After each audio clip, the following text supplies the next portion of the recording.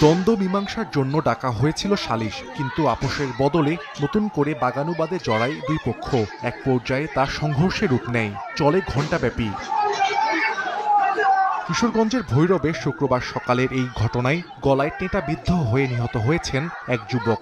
স্থানীয়রা জানান, দীর্ঘদিন ধরে আধিপত্য বিস্তার নিয়ে উত্তেজনা চলছিল সাদিকপুর ইউনিয়নের মৌটুপি গ্রামের কর্তা এবং সরকার বাড়ির সদস্য ও সমর্থকদের মধ্যে। এর জেরে গত মঙ্গলবার থেকে কয়েক দফায় সংঘর্ষ হয়।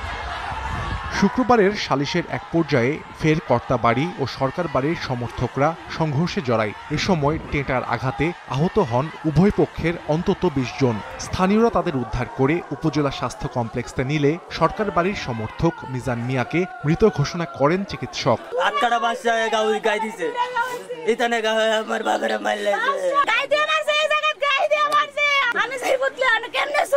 খবর পেয়ে ঘটনাস্থলে পৌঁছে পরিস্থিতি নিয়ন্ত্রণে আনে পুলিশ। জানায়, অভিযোগ পেলে নেওয়া হবে ব্যবস্থা। যিনি মৃত্যুবরণ করেছেন তাদের পক্ষ থেকে আমরা অভিযোগ পেলে এবং অবশ্যই পরবর্তী আইনগত ব্যবস্থা প্রক্রিয়াধীন রয়েছে। সংঘর্ষে আহত দুজনের অবস্থা আশঙ্কাজনক হওয়ায় উন্নত চিকিৎসার জন্য পাঠানো হয়েছে ঢাকায়। সময় সংবাদ, ভৈরব।